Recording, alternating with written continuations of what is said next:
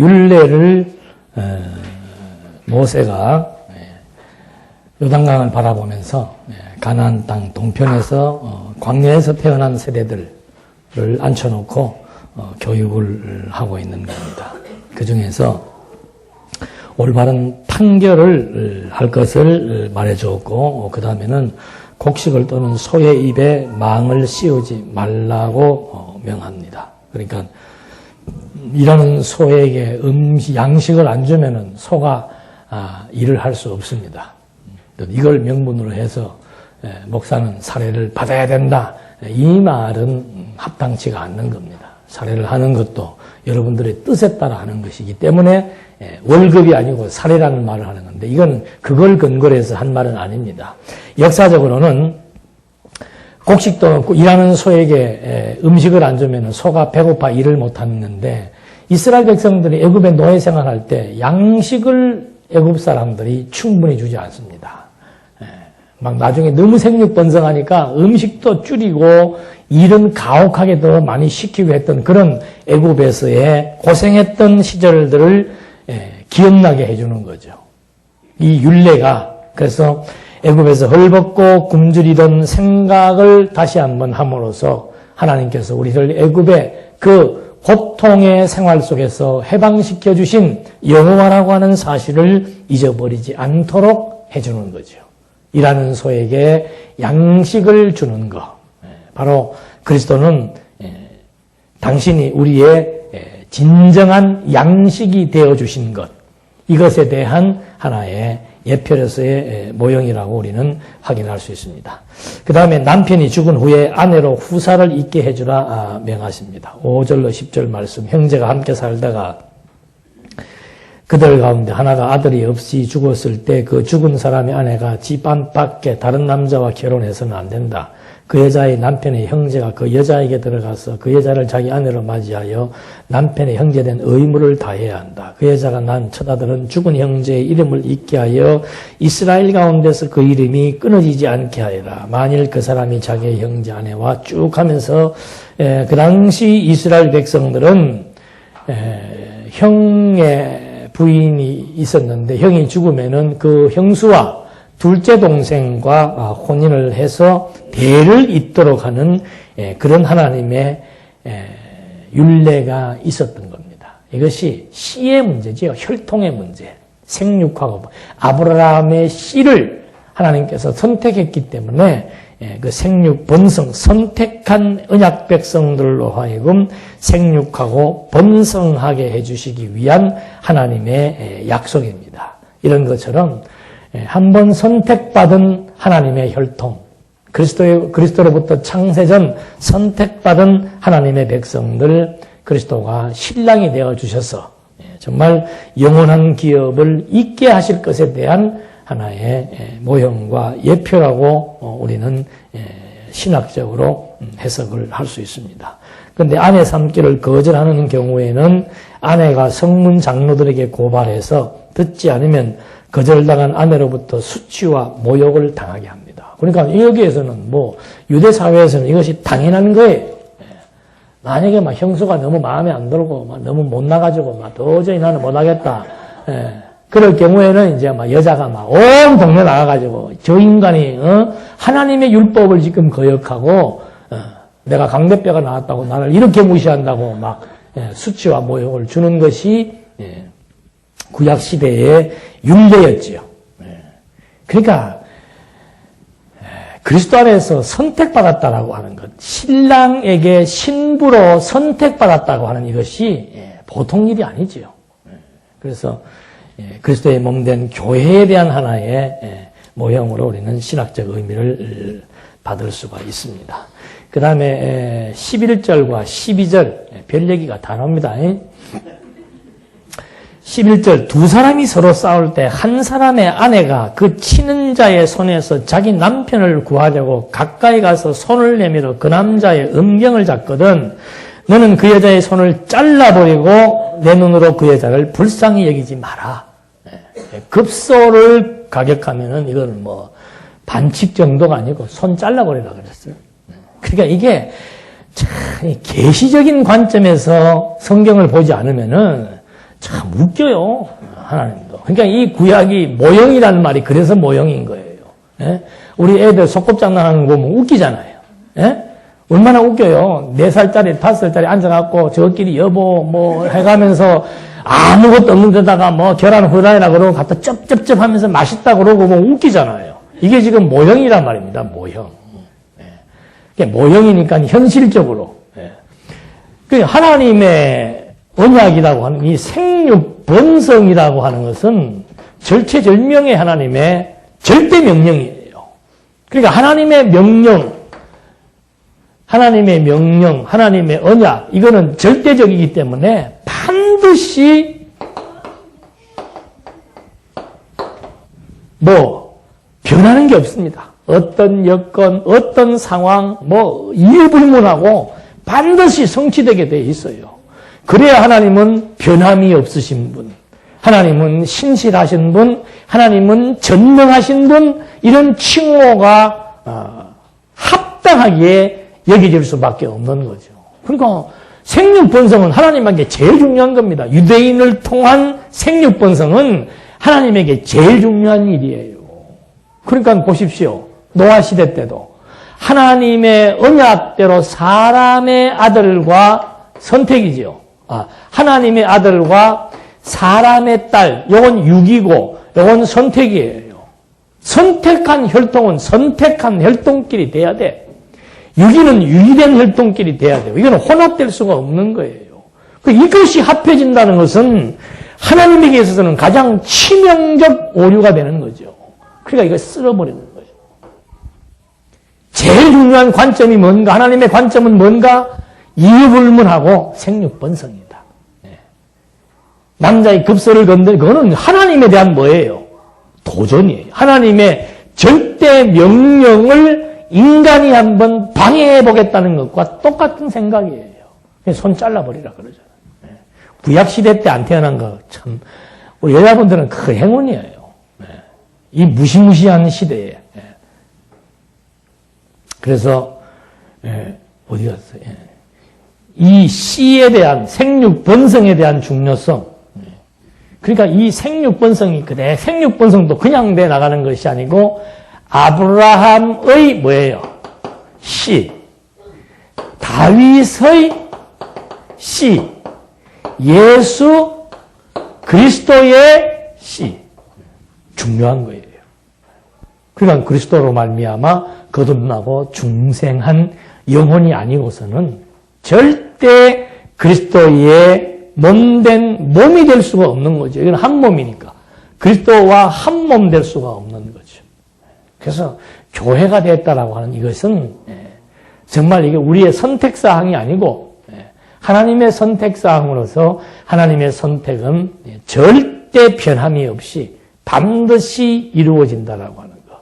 이것이 창세 전부터 세우셨던 하나님의 기쁘신 뜻이고 창세 전부터 하나님이 섭리하셨던 하나님의 작정이라고 하는 사실을 우리에게 모형적으로 지금 증거해 주는 내용입니다. 그 다음에 이제 13절로부터는 주머니에 갖지 않은 추나 대를 가지지 마라. 정량을 속이지 마라 이 말입니다. 너는 내 주머니에 크고 작은 서로 다른 저울추를 가지지 마라. 너는 내 집에 큰 것과 작은 것 곧 서로 다른 예비를 가지고 있지 마라. 그러니까 요즘에 그 기업하는 사람들이 장부를 몇 개 만들어요. 2개 만들죠. 똑같은 얘기입니다. 구약 시대에 저울을 2개 가지고 사람을 속이지 마라. 거짓말하지 말라는 것과 똑같은 거예요. 왜 사람을 속이지 말라고 그랬는가? 거짓말하고 상대방을 속이게 되면은 상관에 불신 풍조가 발생하는 거죠. 지금 한국 사회도 어떻게 해요? 말하면 믿질 않잖아요. 옳은 말을 해도 안 믿고 거짓말을 하니까 더더욱 안 믿고 이제는 진실이 통하지 않는 거죠. 그런 불신 풍조는 결국은 여호와의 존재에 대해서도 어떻게 해요?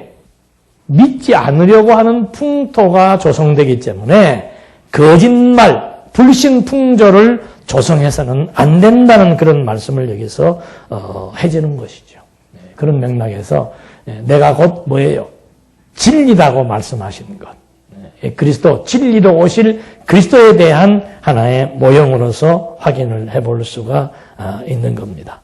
그 다음에 17절로 19절은 아말렉의 이름을 천하에서 도말해버리라고 명하십니다. 17절 너희가 이집트에서 나오는 길에서 아말렉 사람이 내게 한 일을 기억하여라. 내가 피곤하여 지쳐 있을 때 그들이 길에서 너희를 만나 내 뒤에 처진 모든 사람들을 쳐 죽이고 하나님을 두려워하지 않았다. 그러므로 여호와 내 하나님께서 내게 주어 유업으로 얻게 하시는 땅에서 여호와 내 하나님께서 사방에 있는 내 대적들을 물리치고 내게 안식을 주실 때 하늘 아래서 아말렉의 흔적을 없애버리라. 너는 이것을 명심하여라. 그러니까 아말렉의 과거 행위가 애굽에서 나와갖고 지쳐 있는데 그 뒤에 와가지고는 유대인들을 죽인 일들이 있지요. 그래서 이것을 천하에 도말시켜라고 하는 하나님의 백성을 건드린 아말렉 족속을 이제 없애버릴 것에 대한 약속을 하는 내용입니다. 그러니까 언약 백성 건드리면은 언약 백성을 없애려고 하는 거. 그러니까 시편 기자에 그게 나오잖아요. 어찌하여 열방이 분노하느냐. 예? 아니 언약 백성 잘 되는 거에 대해서 왜 열방이 분노하냐 이 말입니다. 유대인들이 흥하는 거에 대해서 이방인들이 왜 분노하냐 이 말이죠. 그러니까 유대인들 건드려서는 안 된다. 왜? 그들이 언약 백성이기 때문에. 왜 언약 백성을 건드리면 안 되는가? 하나님의 언약은 절대적이기 때문에. 그래서 이 언약과 성취를 통해서 하나님 존재를 우리에게 계시하려고 하는 하나님의 정말 그 확고한 의도가 담겨져 있는데 그 하나님의 의도를 지금 무시하거나 하나님의 뜻을 지금 번복시키려고 한다는 것은 있을 수가 없는 거죠. 그런 맥락에서 지금 이제 유대인들을 건드렸던 아말렉을 완전히 처단해서 씨를 말려 죽일 것. 그러니까 사단의 권세는 반드시 마지막에 그리스도의 권세에 의해서 어떻게 되게 되어 있습니까? 철저하게 완전히 완패하게 되어 있는 거예요.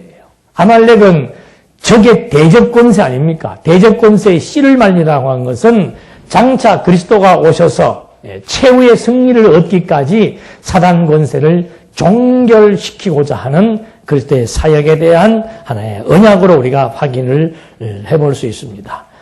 그래서 이 지금 공정한 판결 윤리에서는 올바른 판결, 그 다음에 정당한 계량, 추를 정당하게 계량하고, 그 다음에 언약 백성들을 죽였던 아말렉을 아주 확실하게 처단할 것, 이것이 공정한 하나님의 판결입니다. 그러니까 공정하다, 의롭다, 정의롭다, 그 기준은 뭔가? 그건 하나님의 뜻이에요. 그러니까 누가 공정한 판결인가?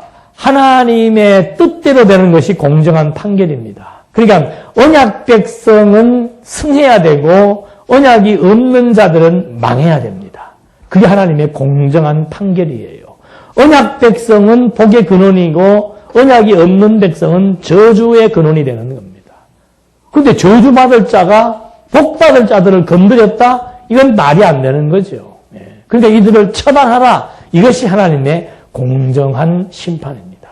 그러니까 그 예가 솔로몬의 아들 르호보암 때에 여로보암이 10지파 반을 데리고 나라를 세웠잖아요. 이게 쿠데타예요. 근데 르호보암의 입장에서는 쿠데타고 여로보암의 입장에서는 뭐예요? 개혁이지요. 누가 공정한 겁니까? 잘못은 누가 했어요? 여기서 완전히 백성들을 세금으로 완전히 그냥 막 힘들고 어렵게 만들어 버렸잖아요. 요즘 우리나라 세금이야 월급쟁이들은 막 꼬박꼬박 내야 되고 엄청나게 돈 많은 사람들은 세금 싸게 해주는 거 이것도 잘못된 거지만 미국에서는 부호들이 나서가지고 우리 세금 좀 더 내게 해라 그렇게 합니다. 우리 세금 좀 많이 걷어가라고. 그래야 나라가 산다고. 가난한 사람들한테 세금 조금 더 매겨봐야 그 별 표시 안 난다. 누가 공정한 거예요? 그러니까 인간적인 판단에서 공정을 측정하면 안 되는 거죠. 정의, 공정, 의, 그 기준은 하나님의 뜻이에요. 뜻. 하나님이 정하신 뜻대로 되는 것이 정의로운 사회고 그게 공정한 것이고 그게 의로운 것이지 누구 편에서 얘기할 거예요? 누구 편에서? 가난한 사람들의 입장에 서면은 복지 정책이 정의로운 것이고, 그죠? 부자의 편에 서면은 뭐예요? 뭐라고 얘기해야 되나? 분배의 반대가 뭐예요? 아이고, 성장. 이건 분배. 어떤 정치가 좋은 거예요? 성장. 그럼 분배는 가난한 사람들은. 지금 우리나라도 구조가 이렇단 말이에요. 예? 여기 상위예요, 상위. 여기 중산층이고, 나머지는 하루하루 연명하는 사람들이에요. 그리고 요즘에 그 김영옥 교수가 EBS에서 나와서 중용 강의하죠. 중용, 가운데 중자. 예? 가난한 사람, 부자, 요거를 딱 어떻게 중용을 지키자. 이번에 그 김영옥 교수가 자기 말로 그래. 자기는 추상적이고 관념을 가지고 있는 사상가라 이 말이죠. 이건 하나의 사상이고 관념이에요. 딱 편견을 잃어가지고 이게 물리적으로도 이거는 불가능한 거예요. 항상 한쪽으로 들어가게 돼 있어요. 예? 수학 전공하신 분들, 그죠? 이거는 불가능한 산술이에요, 산술. 그런데 중용이라고 하는 거, 과거의 노자, 중국의 사상가들이 외쳤던 그런 사상 지금 이 시대에 와가지고 부자들은 뭐 해라? 내놔라! 가난한 사람들은 좀 우리가 받아서 혜택을 좀 누리자! 그래서 자본주의 체제는 경쟁에 의해서 막 벌게 해서, 왜? 평등한 사회가 되니까 일하려고 안 하잖아요. 공산사회에 일하려고 안 합니다. 자본주의 경제가 도입이 되니까, 그다음부터는 막 무조건, 왜? 개인 소유가 되니까. 개인 소유하라고 해서 내가 열심히 벌어서 돈 가지고 있단 말이에요. 어떤 사람이 그러잖아요. 사회에다 기부하라 그러니까, 아니, 내가 땀 흘리라고 벌는데 왜 사회에서 날 보고 돈을 내라 그러냐. 맞아요, 틀려요? 우리는 안 가져봐서 모르겠죠. 예. 그 안철수 같은 사람은 말이 여러분 150억이지. 150억을 사회에 환원한다? 1,500억이에요? 우리는 그런 쪽으로는 생각을 잘 안 해봐서 모르겠어요. 1,500억. 그 사람도 그걸 생각을 한 거예요. 이게 나 혼자서 지금 내가 똑똑해서 번 것이 아니고 사회라고 하는, 우리라고 하는 이 배경 속에서의 나기 때문에 어떻게 하다 보니까 이렇게 되었으니까 나는 이걸 어디에다 환원해야 된다. 당연히 사회 속으로 환원해야 된다. 만약에 환원하지 않고 기득권자들이 자기만 가지고 있으면 뭐가 일어나겠습니까? 혁명이 일어나는 거예요. 그때는 나시고 뭐고 들어가서 죽이면 돼. 잡아 죽이는 거예요, 이게. 이게 과거 무지한 시대에는 농민혁명 이런 게 다 그런 거란 말입니다. 이건 안 되는 거예요. 기독교 정신이 아니면 안 되는 거죠. 그래서 인간 사회에서의 인간들 중심에서의 공정이라고 하는 것은 있을 수가 없는 겁니다. 이쪽을 편을 들면 이쪽이 불만이고 여기 편 들면 여기가 불만이에요. 그래서 이것도 공정하게 되는 원리도 하나님을 알면은 부유하신 자가 어떻게 해요? 가난케 되는. 이 연보의 열리를 깨닫게 되면은 많이 번 자가 적은 소득을 위해서 연보해서 서로 보충을 이루어서 평균이 되게 되는 이 원리가 기독교 정신에서만 가능한 거지 일반 사회학적 관점에서는 이건 불가능한 얘기지요. 그러니까 관념이고 사상이라고 그러지만은 기독교 정신은 관념과 사상이 아닌 실제를 말해주고 있는 겁니다. 그래서 이 세상의 중심점은 신이에요. 하나님만이 중심점이 되어서 하나님의 기쁘신 뜻을 따라 판단되어지고 분석되어지는 것이 공정한 판결이었다는 사실을 확인해 본 겁니다. 26장에서는 하나님의 사랑에 대한 율례가 나옵니다. 하나님의 사랑에 대한 율례. 이게 왜 하나님의 사랑에 대한 율례인가 한번 보시겠습니다. 26장 1절에 보니까 여호와 내 하나님께서 내게 유업으로 주어 얻게 하시는 땅에 들어가 그곳에서 내가 살 때에 여호와 내 하나님께서 내게 주시는 땅에서 거둔 모든 농산물의 첫 열매를 가져다가 광주리에 담고 여호와 내 하나님께서 그 이름을 두려우고 택하신 곳으로 가지고 가서 그때 직무를 맡고 있는 제사장에게 말하기를 여호와께서 우리에게 주시겠다고 우리 조상에게 맹세하신 땅에 내가 오게 되었음을 여호와 당신의 하나님께 오늘 알립니다 하면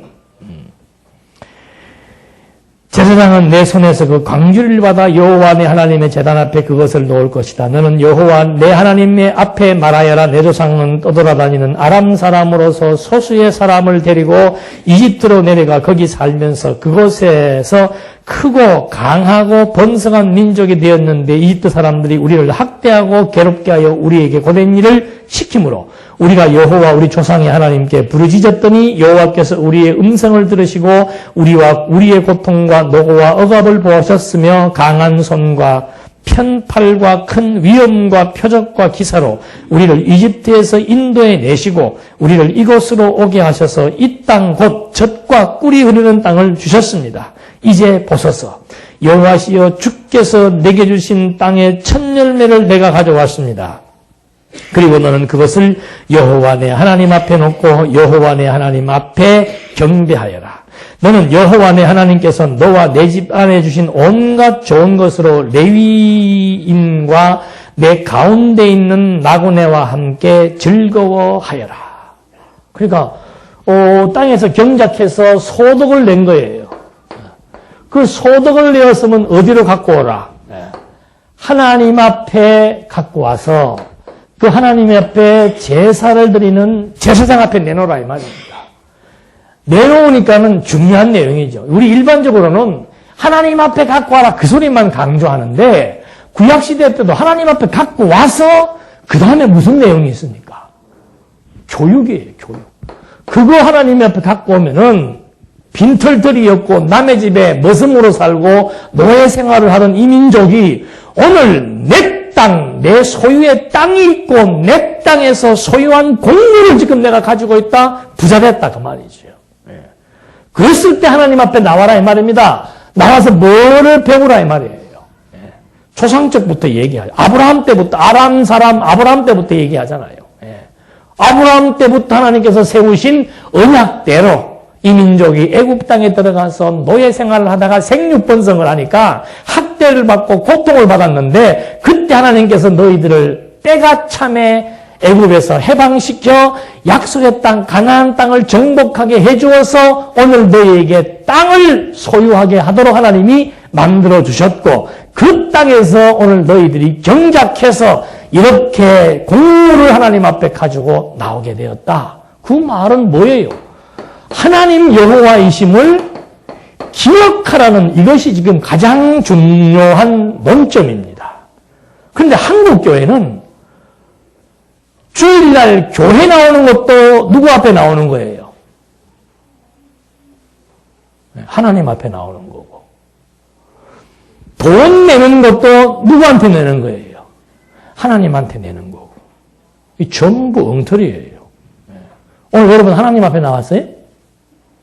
하나님 어디 계세요? 여기 계세요? 내 마음에 있으면 내 다니는 데 가도 하나님 계시는 데지 뭐. 그러니까 그런데 속으면 안 된다니까요.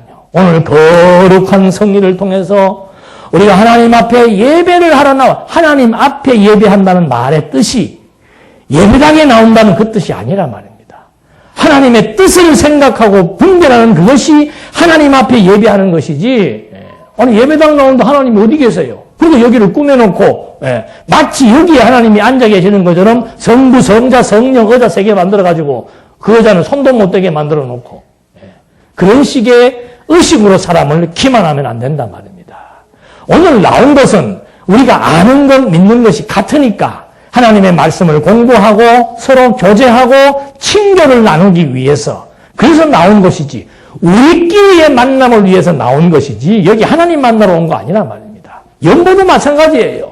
무슨 연보를 하나님 앞에 하는 겁니까?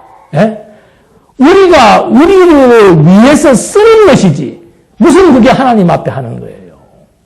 그러니까 하나님 앞에 돈 내라 그래야 불평, 불만 없이 잘 낼 거 아니에요. 그래갖고 쓰기는 누가 다 써요? 위대하신 목자님들이 다 쓰시잖아. 예. 수백억씩 그냥. 그러니까 이런 말들은 그 얘기를 하는 게 아니에요. 역사적으로는 정말 오늘 우리가 하나님의 언약대로 가나안 땅을 정복해서 재물을 얻게 된 이것이 하나님의 언약대로 이루어졌다는 사실을 알게 해주는 거. 그래서 나중에 11조도 내는 거예요.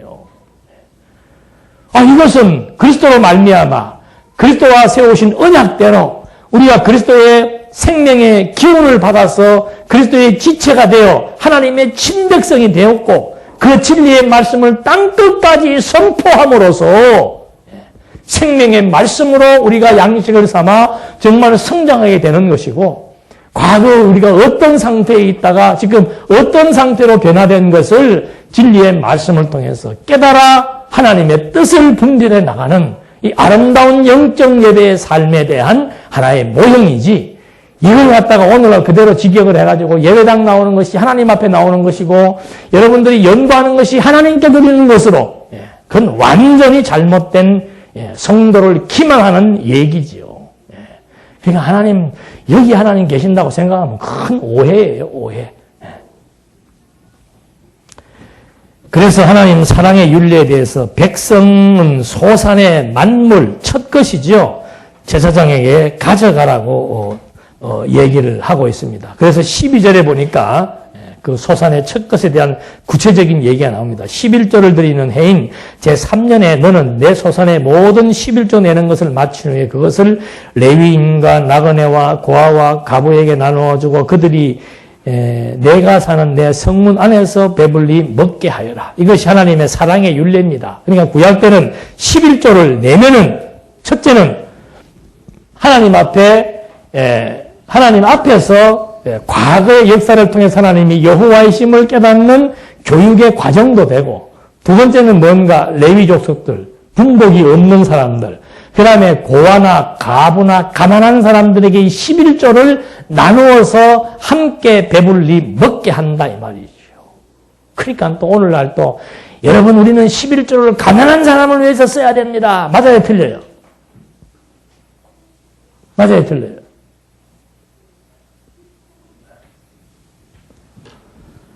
11조라고 하는 것도 이것이 그리스도가 가난하고 헐벗고 굶주리고 죄인되고 분노 없던 우리를 위해서 뭐가 되신 거예요? 당신이 직접 몸으로 제물이 되신 거예요. 오늘 우리가 11조 받아가지고 사회의 가난한 사람들 위해 쓰라는 그런 말이 아니고 그리스도께서 당신이 직접 11조로 제물이 드려져가지고 가난한 자가 심령이 가난한 자에게 복이 있나니 똑같은 얘기지요. 가난하고 헐벗고 굶주리고 죄인 되었고 피폐한 영혼들에게 그리스도 당신이 직접 제물이 되어서 그들에게 신령한 영의 양식을 공급해 주실 것에 대한 모형적인 것이 바로 11조라 그 말이에요. 근데 이걸 오늘 무슨 월급 받아갖고 10분의 1 떼가지고 내는 그걸 11조로 생각을 해가지고 11조는 여러분 하나님 앞에 바치는 겁니다. 11조는 보니까 레위지파 사람들이 가져갔습니다. 그래서 11조는 레위지파인 목사의 것입니다. 완전히 해석도 기가 막히게 해요. 왜? 성경에 있으니까. 그래서 11조가 아니고 지금 우리는 연보라 그러잖아요. 연보. 연보는 내년도 1년 동안 우리가 동산교회를 유지해 나가기 위해서 필요한 것을 많이 번 사람 많이 내고 적게 번 사람 적게 내고 많이 벌어도 신앙이 약한 사람들은 아까워서 못 내니까 적게 낼 것이고 자기 신앙 양심의 수준 따라 내어서 하나님 앞에 내는 게 아니에요. 내년도 우리가 1년 동안 이 교회를 유지하고 운영해 나가기 위해서 우리가 연보를 하는 것이지 그것도 무슨 정해진 법칙에 의해서 하는 거 아닙니다. 물론 헌법에는 세례받을 때 여러분 세례받으면 교회에서 행하는 모든 규칙을 지켜야 됩니다. 연보를 해야 되고 뭐를 해야 되고 그건 하나의 약속일 뿐이지. 그게 철칙은 아니에요. 내년도에 내가 뭐 얼마큼 연보를 하겠다고 계획을 했다가도 사업이 어렵구나. 또는 마음에 인색한 마음이 들어서 에이 내 더러워서 못하겠다. 더러워서 못하면 안 하면 돼요. 그게 무슨 뭐 하나님하고 관련이 돼가지고 뭐 벌을 받거나 병이 생기거나 사업이 전혀 상관없습니다. 하나님 믿지 않고 평생에 연보 한 번 안 해도 사업 잘 되는 이방인들, 세속적인 사람들이 훨씬 더 많습니다. 이제는 금년도에 600만으로 줄었대요, 또. 작년에 800만인데 금년도에 예수 믿는 사람들이 600만으로 또 줄었답니다. 기하급수적으로 지금 줄어나가고 있습니다. 우리 말씀운동도 기하급수적으로 털어야 돼요. 이것도 아니고 저것도 아니면 안 돼요. 이제는 양당 간에 도 아니면 뭐로 하셔야지. 체제개혁은 도 아니면 뭐를 지금 추려내는 거, 터는 거예요, 터는 거. 신앙생활 하는 것도 아니고, 안 하는 것도 아니고, 무슨 뭐 말씀운동, 말은 말씀운동인데, 나오는 것도 아니고, 안 하는 것도 아니고, 이런 거는 이제는 의미가 없죠. 기도원에 300명의 군사를 모집하는 것처럼, 하나님이 이제는 벌써, 뭐예요, 이거. 진리의 말씀의 등불이, 이제는 한국교회 교인들이 말씀에 대해서 갈급함이 있어요, 없어요? 없습니다. 한국교회 교인 안에 누구도 들어가 있습니까? 우리도 들어가 있어요. 이 지금 말씀운동 산하에 있는 교회 성도님들, 말씀에 갈급해 있는 사람들 거의 이제는, 우리 여기도 마찬가지예요. 그냥 주일날 습관처럼 나와서 듣고, 앉아 계시는 분도 아마 있겠지 뭐. 왜? 나타나는 결과 보면 알죠. 나타나는 결과 보면. 그러니까 하나하나 이제는 정말 하나님의 말씀에 대한 내용을 정확하게 분석해서 무엇이 참된 것이고 무엇이 거짓이고 인생의 삶의 진정한 의미와 목적이 무엇인지를 정확하게 가늠해 나가는 그런 것을 우리가 좀 더 분명하게 정립을 해야 된다고 생각이 듭니다. 그래서 이 11조가 레위인 객과 과부 배부르게 하기 위해서 준 것은 역사적인 의미이고 이스라엘 민족이 과거에 다 고아, 과부, 객처럼 춥고 배고프고 남의 땅에서 머슴살이 하던 민족 아니었어요. 그거 기억해서 하나님 여호와이심을 잊어버리기 않게 해주신 이것은 정말 가난하고 불쌍하고 노예, 죄와 사망의 노예 생활을 했던 그리스도의 백성들을 그리스도가 11조의 제물로 드려짐으로 말미암아 먹고 배불러 하나님의 친백성으로서의 참된 삶을 살게 하실 것에 대한 언약으로 확인을 해볼 수 있는 겁니다. 기도하시겠습니다. 하나님 아버지, 구약 해석의 중심은 그리스도이고 신약 해석의 중심도 그리스도입니다. 그리스도가 중요한 이유는 그리스도를 통해서 하나님의 존재를 확증하게 하기 위한 데 있다는 사실을 저희들이 알고 있기에 정말 우리에게 주어진 진리의 말씀을 통해서 하나님의 존재 확증이 우리의 삶의 분명한 의미인 것을 깨닫고 진리와 함께 모든 것을 할 수 있도록 인도해 주시옵소서. 예수님의 이름으로 기도드립니다. 아멘.